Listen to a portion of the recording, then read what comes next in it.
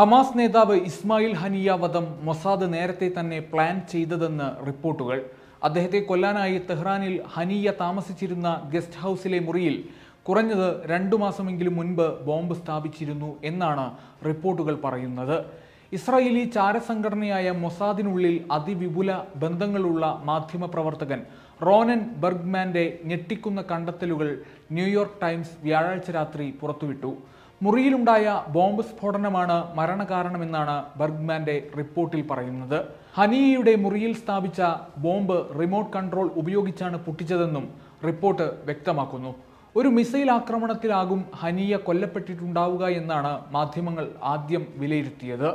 വടക്കൻ തെഹ്റാനിലെ സമ്പന്ന വാസമേഖലയിലുള്ള നിഷാത്ത് എന്ന കോമ്പൗണ്ടിലുള്ള ഈ ഗസ്റ്റ് ഹൗസ് റവല്യൂഷണറി ഗാർഡ്സിന്റെ അതീവ സുരക്ഷാ വലയത്തിലാണ്. ദോഹയിൽ താമസിക്കുന്ന ഹനിയ തെഹ്റാനിലെത്തുമ്പോൾ സ്ഥിരമായി ഈ ഗസ്റ്റ് ഹൗസിലെ മുറിയിലാണ് പാർക്കുന്നത്. ഗസ്റ്റ് ഹൗസിൽ എങ്ങനെയാണ് ബോംബ് സൂക്ഷിച്ചതെന്ന് വ്യക്തമല്ല.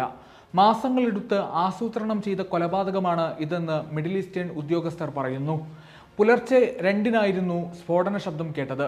സ്ഫോടനത്തിൽ കെട്ടിടം കുലുങ്ങി. ശബ്ദം കേട്ട് നടുങ്ങിയ ഗസ്റ്റ് ഹൗസ് ജീവനക്കാരും സുരക്ഷാ ഉദ്യോഗസ്ഥരും അതിന്റെ പ്രഭവ കേന്ദ്രം തേടിപ്പാഞ്ഞു. ഏറ്റവും ഒടുവിലാണ് ഹനിയയും അംഗരക്ഷകനും ഉറങ്ങിയിരുന്ന മുറിയിലെത്തിയത്.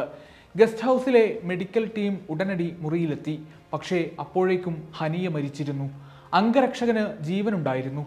പ്രാഥമിക ശുശ്രൂഷ നൽകുന്നതിനിടെ അയാളും മരിച്ചു. തെഹ്റാനിലുണ്ടായിരുന്ന ഹമാസിന്റെ ഡെപ്യൂട്ടി കമാൻഡർ ഖലീൽ അൽ ഹയ്യ ഉടൻ സ്ഥലത്തെത്തി നേതാവിന്റെ മൃതദേഹം കണ്ടു. ഖുദ്സ് ഫോഴ്സിന്റെ കമാൻഡർ ജനറൽ ഇസ്മായിൽ ഗനിയെ ഉടൻ വിവരമറിയിച്ചു. അദ്ദേഹമാണ് പരമോന്നത നേതാവ് ആയത്തുള്ള അലി ഖാംനെയിയെ ഉറക്കത്തിൽ നിന്ന് വിളിച്ചുണർത്തി ദുരന്ത വാർത്ത എത്തിച്ചത്. 4 മണിക്കൂറിന് ശേഷം പ്രാദേശിക സമയം രാവിലെ 7 മണിയോടെ റവല്യൂഷണറി ഗാർഡിന്റെ പ്രസ്താവനയിലൂടെയാണ് വിവരം പുറംലോകമറിയുന്നത്. പിന്നാലെ ഖാംനെയി ഇറാന്റെ സുപ്രീം നാഷണൽ സെക്യൂരിറ്റി കൗൺസിൽ അംഗങ്ങളെ വസതിയിലേക്ക് വിളിച്ചു വരുത്തി.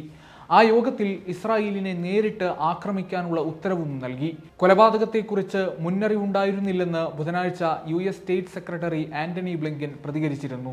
സംഭവത്തിന്റെ ഉത്തരവാദിത്തം പരസ്യമായി ഏറ്റെടുത്തില്ലെങ്കിലും കഴിഞ്ഞ മണിക്കൂറുകളിൽ US ഉൾപ്പെടെ ചില രാഷ്ട്രങ്ങൾക്ക് ഓപ്പറേഷന്റെ വിവരങ്ങൾ ഇസ്രായേൽ കൈമാറിയെന്ന് സൂചനയുണ്ട്. റവല്യൂഷണറി ഗാർഡിന്റെ കാവലിലുള്ള കെട്ടിടത്തിൽ ബോംബ് വെക്കാൻ കഴിഞ്ഞത് ഇറാന്റെ സുരക്ഷാ സംവിധാനങ്ങൾക്കുള്ളിലേക്ക് ഇസ്രായേലി നുഴഞ്ഞുകയറ്റം ഉണ്ടായിരിക്കുന്നുവെന്നതിന്റെ സൂചനയാണ്.